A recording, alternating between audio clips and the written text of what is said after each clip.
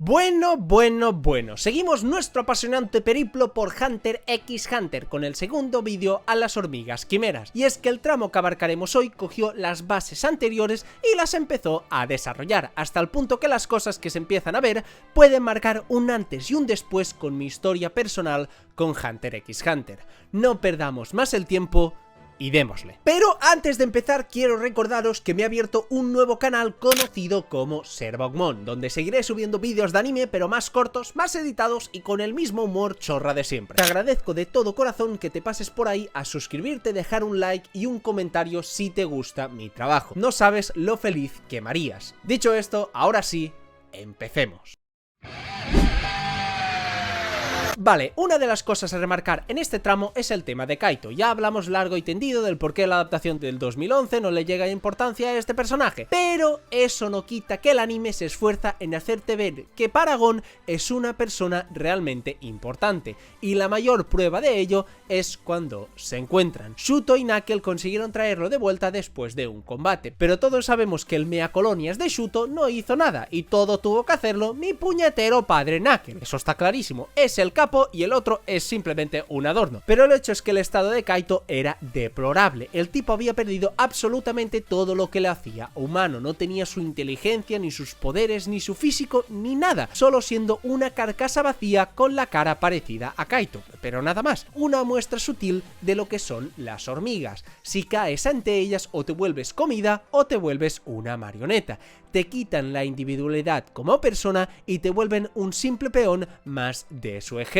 Y claro, eso es magnífico si lo relacionas con los protas, porque entraron al arco sin estar preparados. Se volvieron a entrenar para estar preparados ahora sí, y ni aún así pudieron entrar. Y ahora les muestran cómo su mentor está en ese estado por su culpa. Es un mazazo detrás de otro y un punto de inflexión en el arco. El estado de Kaito es este, y el objetivo de los protas tiene que ser devolverlo a la normalidad, dejando a un lado todo el tema de las hormigas y amenaza mundial y convirtiéndose en una guerra personal contra ellas, lo que nos empuja a pensar que los deseos de Gon no son puramente buenos, porque de ser así, su objetivo sería eliminar a la raza y salvar al mundo, cuando nada que ver. Su objetivo es salvar a Kaito, anteponiendo sus deseos por encima de todo. Algo que me parece increíble para la saga, donde se pone el conflicto de la colectividad de las hormigas y la individualidad de los humanos, y no veo mejor ejemplo de ello hasta el momento que en el protagonista. Otro ejemplo es cuando Gon va a mostrar su nen a Morel, porque este no la prueba y tal, pero al pensar en su enemigo y despolvar su nen un poco más,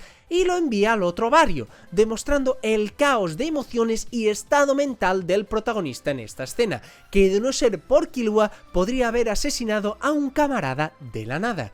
Una escena realmente increíble. Por lo que todo esto, creo yo, puede aportar muchísimo a la narrativa del arco, además de establecer nuestro objetivo a partir de ahora. Debemos salvar a Kaito pase lo que pase, y para ello se dividen en varios grupos y se ponen de objetivo a cada grupo un guardia real, y Netero pues obviamente a Meruem. Pero antes de profundizar en todo ello, quiero hablar un poquito justamente de este tema. Vale, habiendo hablado de Meruem anteriormente, me quedaba abordar una parte realmente importante del personaje, que era su objetivo, y es que este se hizo con el castillo y secuestró al rey y todo eso, pero su objetivo era engañar a la población y forzarlos a una selección, donde al aplicarles contra su voluntad el nen, aquellos sobrevivientes, que serían aproximadamente un 1% del total, formarían un ejército de super soldados asesinos artrópodos y con nen insuflado por el culo, lo cual a primera vista no parece la gran cosa, simplemente el típico plan maléfico del villano de turno.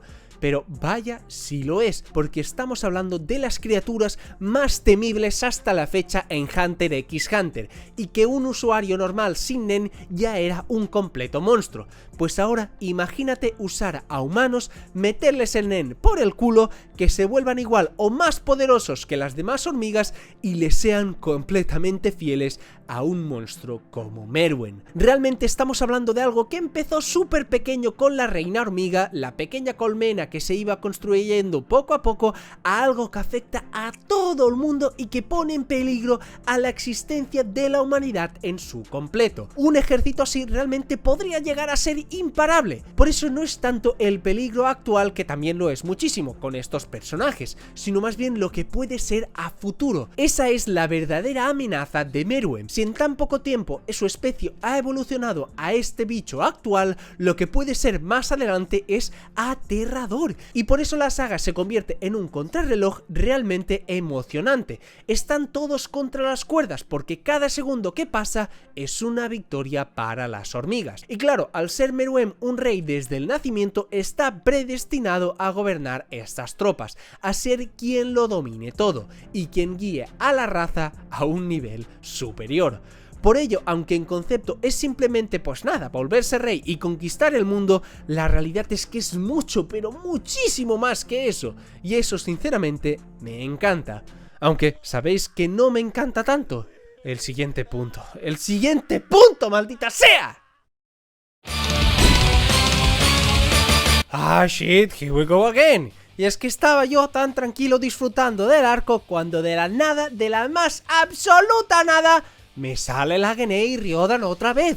Pero hermano, no puedo estar un solo arco sin ver a esta peña. ¡Qué afán de protagonismo, por favor! Ya sí, ya os vimos, gente, ya os vimos. Grit Island la estaba disfrutando y de repente estos metieron las narices cuando no me importaban nada. Y ahora ocurre lo mismo en este arco. Suéltenme el brazo, por favor, suéltenme el brazo. No entiendo esta dinámica de que en cada arco veamos qué hace este grupito. Vuestro momento ya pasó, por Dios. No me gustó vuestro arco, pero al menos dejadme en paz, ¿no? Pero bueno, la realidad es que su intervención no me encantó porque yo a esta gente desde su arco no los aguanto, pero sí que es cierto que sentí que sus combates como mínimo estaban interesantes, por hacer algo justamente que considero se tuvo que hacer antes, es decir, mostrarnos sus habilidades. Quiero decir, en su arco nos pasamos viéndolos durante horas y horas sin saber nada de contexto como combatientes, y aquí en 4 capítulos ya los vimos pelear a todos y al menos haciendo dinámico e interesante su participación. O sea, creo que esto debía ser lo mínimo en su día, y nos lo dieron pues 2 arcos después. Tampoco entiendo muy bien por qué los incluyeron, pero bueno, el hecho es que lo hicieron y al menos no me disgustaron tanto. Pero tampoco entiendo muy bien por qué los incluyeron. O sea, sí, darnos más combates secundarios en el arco con las hormigas que son geniales y cómo ganan con tantas habilidades distintas, pues realmente está bueno, pero lo siento como algo jodidamente alejado de todo, que no tiene tampoco tanta razón de existir. Supongo que esto servirá para más adelante porque de nuevo serán relevantes y tal, pero no sé, a mi vista no estuvo mal su intervención, pero tampoco la necesitaba. Gracias, supongo, por darme algo que quería hace demasiados meses atrás. Ah, sí, me di cuenta que Killua tiene un hermano o hermana, ya ni recuerdo qué era, que está con la Gennei Ryodan, lo cual también me debe servir para más adelante, pero bueno, está bien la construcción para un arco futuro, pero aquí no creo que tengan mucho que decir. Así que ahora hablemos de otros combates que son aún más interesantes.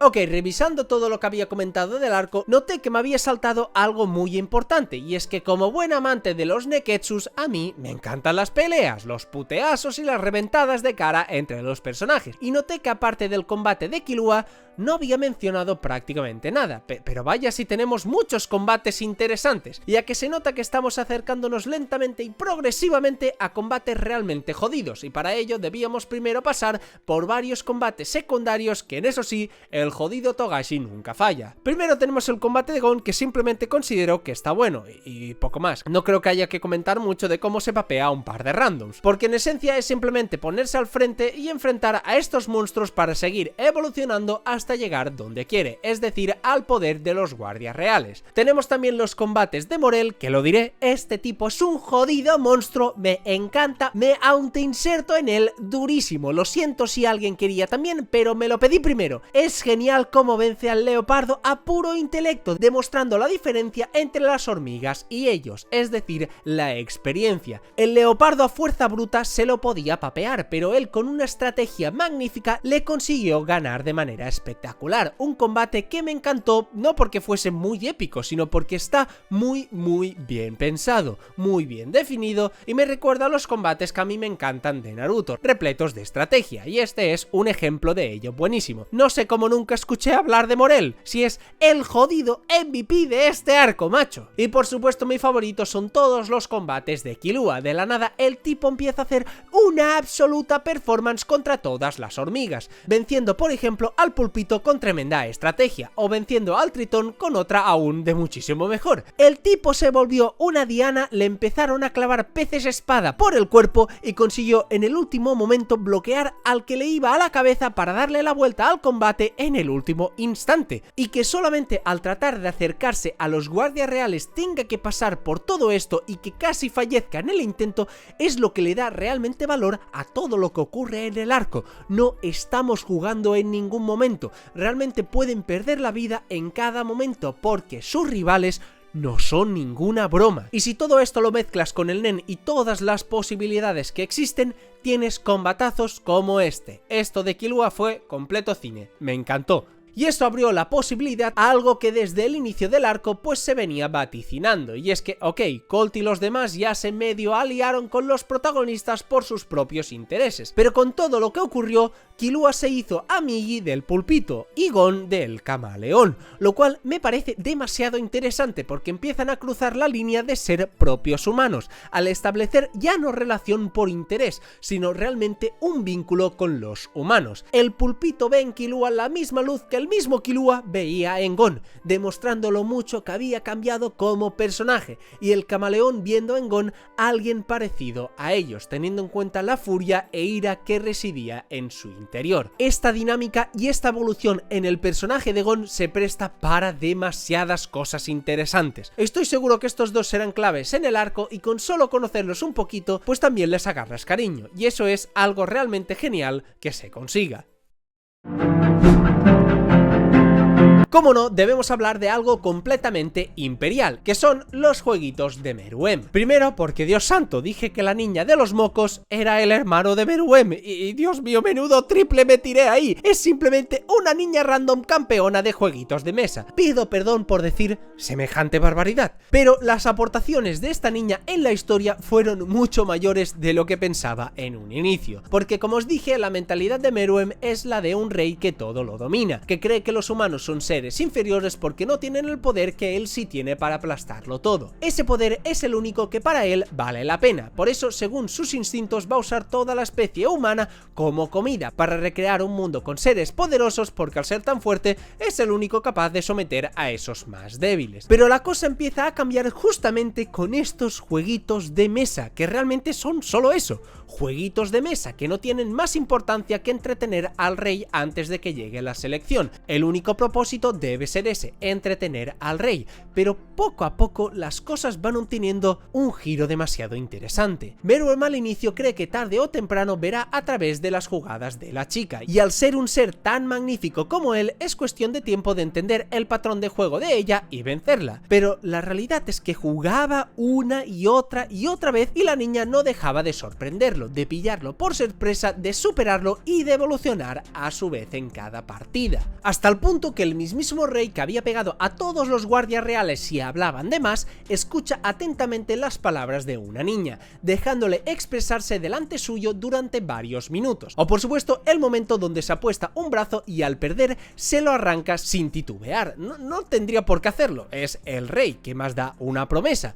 Pero todo esto demuestra que aquí empieza un cambio realmente grandioso en el personaje y que es muy sorprendente, porque claro, el rey está siendo superado por una niña que realmente es demasiado débil en términos de fuerza bruta, pero ella es capaz de superarlo en mentalidad, no solo en el juego, sino también en la propia convicción. Meruem había apostado un brazo, mientras ella había apostado su vida. Eso es lo que le hace darse cuenta de su insolencia, porque no era rival para la convicción de la niña, y como reprimenda se arranca el brazo en su cara. Esto es lo que fomenta una relación y unos conceptos completamente opuestos que se presentan magníficos, porque posteriormente en una escena realmente tremenda donde Meruem trata de autoconvencerse convencerse que solo el poder físico es el que vale la pena. ¿Que Komugi le gana? Pues sí que, eso es solo un juego, la puede matar en cualquier momento si le apetece. Pero a su vez, cuando estaba en peligro no podía dejar de protegerla, porque empezaba a valorar que la fuerza no solo se manifestaba a nivel físico, y entendía que esa humana tan frágil también tenía otro tipo de fuerza que tenía el mismo o más valor que la suya, o como los otros humanos que él asesinó quizás podían superarlo en cualquier otro aspecto que no fuese fuerza física, y él era incapaz en ese entonces de haberlo visto. Y esto es tremendo, ver cómo la interacción con una humana es capaz de plantar las semillas de la duda en una existencia tan sublime es magnífico, es inspirador. El rey, aquel tipo que yo he mencionado como Meruem durante todos los vídeos porque siempre lo había escuchado así, en realidad aún no tenía ningún nombre y era simplemente el rey. Pero eso no lo satisfacía porque no quiere ser un título, quiere ser un ser por sí solo. Todas estas dudas existenciales en el personaje es lo que lo hacen realmente increíble y lo que hace querer ver su desarrollo en este arco. No sé cómo va a terminar todo esto, pero hasta el momento la escritura de Meruem, o mejor dicho del rey, me está pareciendo una cosa demasiado, pero demasiado escandalosa. Y vale, para finalizar quería hablar de uno de los tramos que más nervioso me han puesto, creo yo, que en toda mi vida. Y ojo, eso no lo estoy diciendo como algo malo, sino más bien como todo lo contrario, porque la tensión que se formó aquí fue apabullante. Y me estoy refiriendo a cuando Nov se infiltró en el castillo, que Dios santo de mi vida, creo que hay pocas escenas que me hayan dado más ansiedad que estas. No porque le tenga cariño al personaje, que sinceramente me da bastante igual, pero más bien por la importancia que tenía esto en el plan de los Hunters y los riesgos que se estaban tomando para que saliera bien. Cuando el tipo este no dejaba de avanzar un poquito más y un poquito más, cuando parecía que lo conseguía, la liaba, lo pillaban y seguía un poquito más. Dios santo de mi vida, qué cosa más dura para mi corazoncito. Parecía que se me salía del pecho. La ambientación estaba buenísima, los tiempos se manejaron excelente para que te diese esa sensación, y la cara que puso al sentir el nen de los guardias solo corrobora lo que he mencionado demasiadas veces. La construcción de las hormigas es tan brutal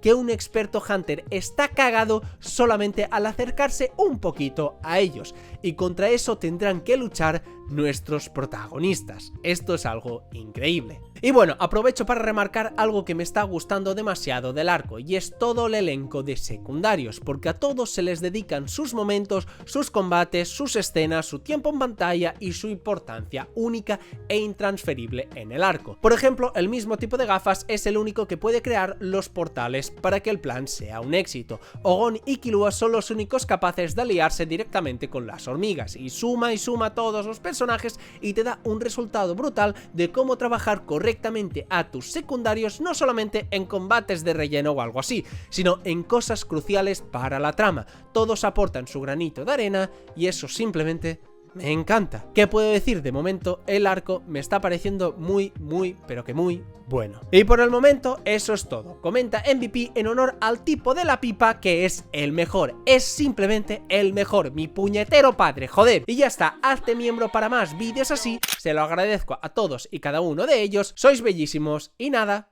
adiós.